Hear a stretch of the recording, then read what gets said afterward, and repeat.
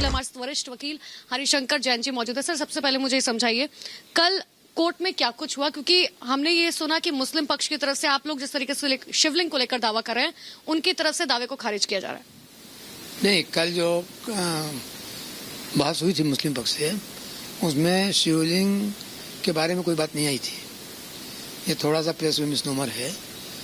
और सही बात यह है कि कल उन्होंने प्लेंट हमारा जो था उसको पढ़ना शुरू किया और 2 घंटे में 12 पैरा केवल प्लेंट का पढ़ पाए।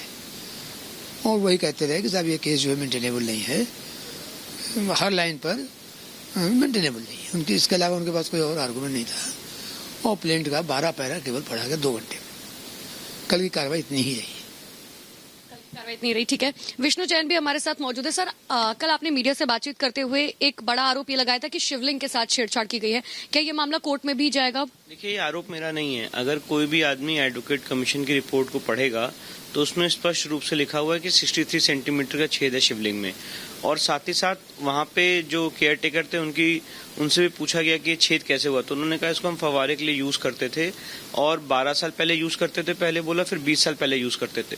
तो ऑब्वियस सी बात है, ये चीज उनके पोजीशन में थी। पिछले 30 से 40 साल से या उससे ज्यादा हिंदू उस एरिया में पोजीशन में नहीं है, तो जिसके कब्जे में रही है डैमेज उसी ने किया है। और अभी हाल की ही बात है कि कुछ दिन पहले वहां से कुछ लोग चक्री हटाने की कोशिश कर रहे थे, जिसको सीआरपीएफ ने रोका है। तो अभी तो ना वहां से कोई सामान अंदर ले जा सकता है ना ले आ सकता है। और ये सारी चीजें कमीशन की कार्रवाई में जो चक्री है, जितनी शिवलिंग है, हर एक चीज वीडियोग्राफ हुई है, रिकॉर्ड हुई है। और जब कमीशन की रिपोर्ट पे कोर्ट में बात होगी तो डेफिनेटली हम बात कोर्ट में रखेंगे। अब आप लोगों का अगला स्टेप क्या होगा? क्योंकि सबकी निगाह इस बात पर है कि 8 हफ्ते का वक्त सुप्रीम कोर्ट ने दिया है, तो ऐसे में अब आप लोगों का अगला स्टेप क्या होगा? नहीं, देखिए, ये बात गलत है जो जैसे चल रही है कि 8 हफ्ते का समय सुप्रीम कोर्ट ने दिया है। सुप्रीम कोर्ट ने ये कहा है कि जब 7/11 की सुनवाई हो जाएगी उसके 8 हफ्ते तक ये इंटरिम ऑर्डर कंटिन्यू रहेगा। तो हमारी तो कोशिश यही है और मुस्लिम पक्ष से गुहार यही है कि वो जल्दी से जल्दी अपना आर्गूमेंट खत्म करें। हम भी एक दिन के अपना आर्गूमेंट खत्म करेंगे और उसके बाद कोर्ट इसमें फैसला दे मेंटेनेबिलिटी पे। सर, क्योंकि एक कंप्लेन भी फाइल की गई है याचिकाकर्ताओं की तरफ से, जिसमें ये कहा गया है कि खासकर अगर मैं जितेंद्र बिसेन की बात करूं तो उन्होंने साफ तौर पर कहा है कि जो अंदर मुस्लिम पक्ष के खिलाफ उन्होंने एक कंप्लेन फाइल किया, जिसमें ये कहा गया कि अंदर जो दीवारें थी उसे तोड़ा गया है, उसे क्षतिग्रस्त किया गया। उसको लेकर आप लोग का आगे क्या?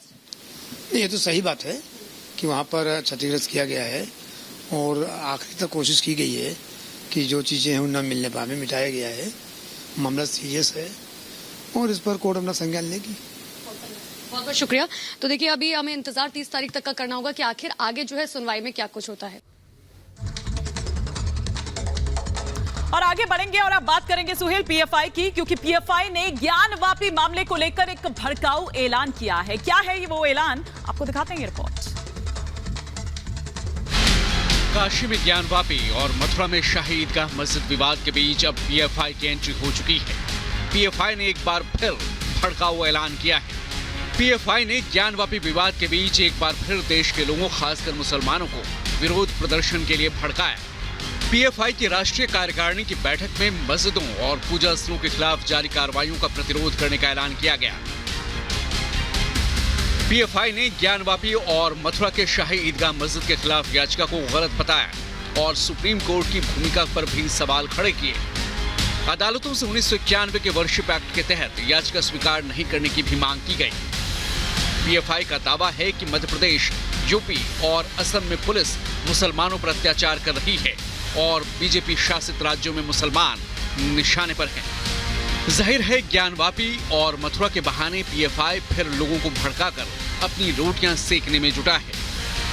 Bureau report, Republic Bharat.